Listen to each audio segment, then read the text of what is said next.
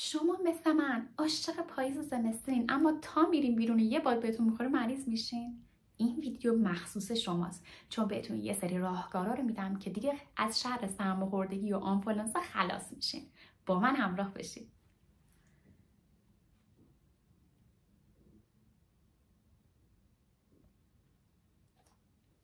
سلام، به یه ویدیو دیگه از کانال راز سلامتی خوش اومدین. امروز میخوایم با هم دیگه در رابطه با این صحبت بکنیم که چیکار کنیم که توی پاییز زمستون از شر سرماخوردگی یا آنفولانزا خلاص بشیم.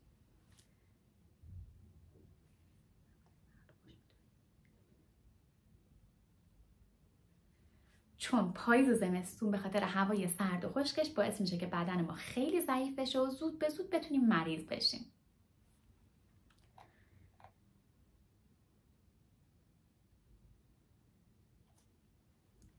اولین قدم اینه که خواب کافی داشته باشین. خواب کافی در حد 7-8 ساعت میتونه باعث بشه که سیستم ایمنی بدن ما خیلی قوی بشه و در مقابل باکتری ها و ویروس ها خیلی راحت تر بتونه در واقع مقاومت بکنه و باشون مقابله بکنه.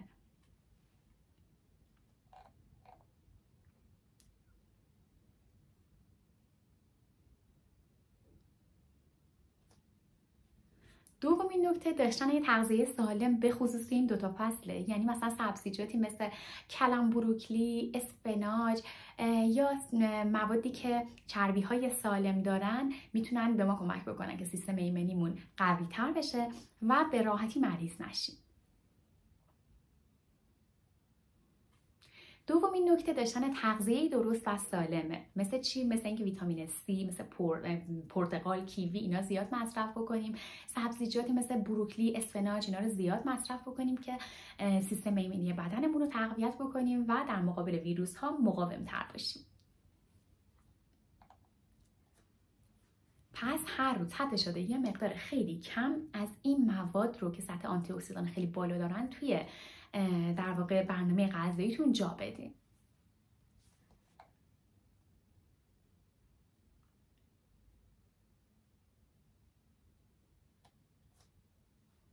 از اونجا یه وقتی هوا سرد میشه، خودمون سردمون میشه، آب کمتری رو نیاز داریم بنوشیم، یعنی خودمون حس میکنیم کمتر تشنه هستیم. خیلی از ما به خاطر همین کمبود آب کافی توی بدنمون سیستم ایمنی بدنمون ضعیف میشه و به راحتی بدن تسلیم ویروس میشه. حالا به خاطر اینکه بدن ما آب کافی داشته باشه، سیستم ایمنی بدنمون خوب و قوی باشه و مواد زاید بتونن به راحتی از بدن دفع بشن، توی هوای سرد هم دقت بکنین که آب کافی به بدنتون برسونین. یعنی نه اینکه بخواد خیلی زیاد باشه و کم باشه، مقدار اعتدال رو توی آب خوردن رعایت بکنین.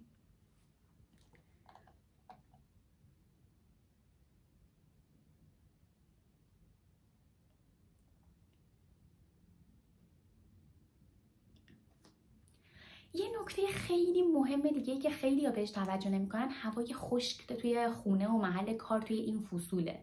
ببینین هوای خشک باعث میشه راههای بدن هوا خشک بشن و ویروس ها به راحتی بتونن توی مجاری تنفسی یا قسمت های دیگه بدن وارد بشن و در واقع به بدن غالب بشن.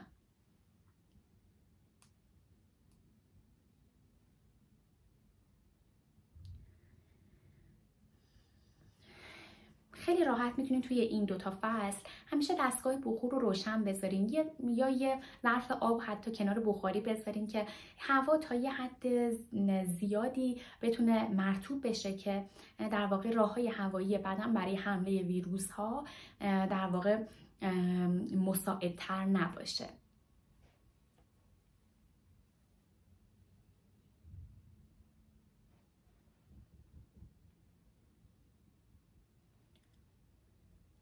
ورزش منظم هم یکی از راهکارهای عالی برای افزایش قدرت سیستم دفاعی بدنمونه.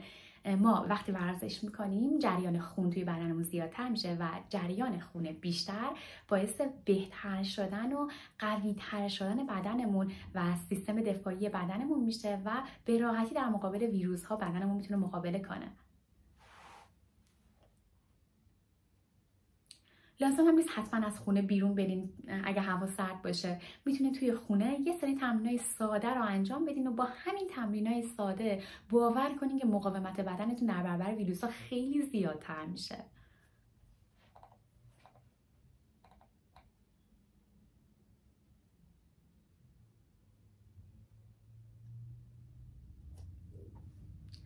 البته که ویتامین دی هم خیلی مهمه، چون توی این دوتا فصل آفتاب کمتر هستش، بنابراین سطح ویتامین دی بدن ما پایین‌تر میاد. خب حالا توی این دوتا فصل سعی کنین ماهی زیادتری بخورین یا مکمل‌های ویتامین دی مناسب رو حتما تحت نظر پزشکتون استفاده بکنین تا سیستم ایمنی بدنتون به خاطر کمبود ویتامین دی ضعیف نشه و زود به زود مریض نشید.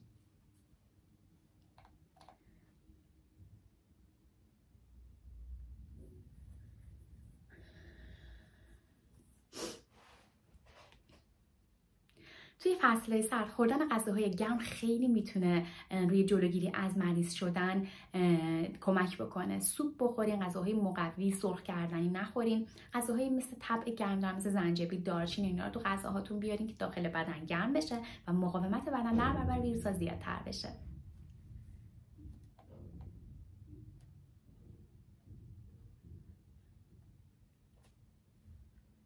یادتون نره که بهداشت دستها خیلی مهمه. زود به زود دستاتون رو بشورین، چون دستها راههایی هستن که به راحتی ما به صورتمون میزنیم، به گوشمون، به بینیمون، به دهنمون میزنیم و به راحتی ویروس رو میتونیم خیلی راحت ببریم داخل بدنمون. پس تون تون دستاتون رو بشورین که اگر ویروسی هم به دستتون چسبیده، باکتری هم به دستتون چسبیده، با این شستشو از بین بره و به راحتی شرشون رو کم بکنین.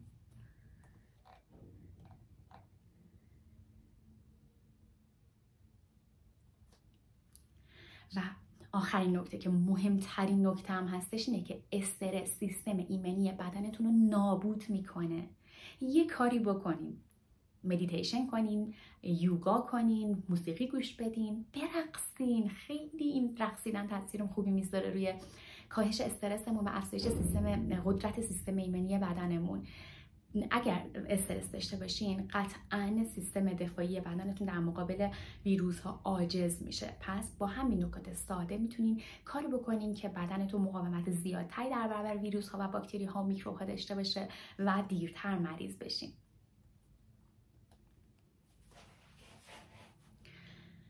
خیلی ممنونم که تا اینجای ویدیو همراه من بودین. برای دیدن ویدیوهای بیشتر کانال راز سلامتی رو سابسکرایب کنید و این ویدیو رو هم لایک کنید و نظراتتون و تجربیاتتون رو برای من این پایین کامنت بکنید. تا ویدیوهای بعدی، خدا نگهدار.